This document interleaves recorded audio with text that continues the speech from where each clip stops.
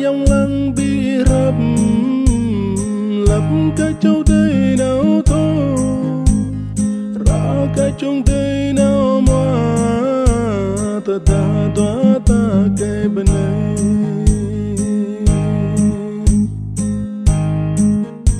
dòng bắn vai tay lăng la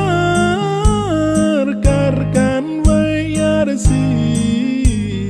rup chỉ vai bao tàu kar kiau vai tena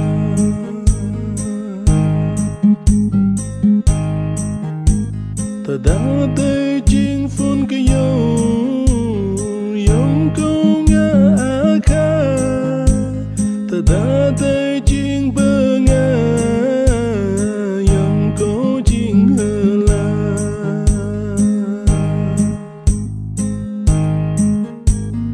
da ma tay nhỏ bray da ai tay hoài kha da ya tay yêu yong cho mi po yêu yong na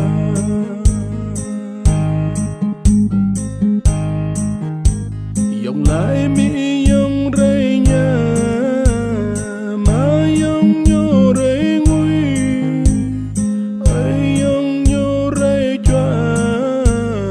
ya yong kham ray ku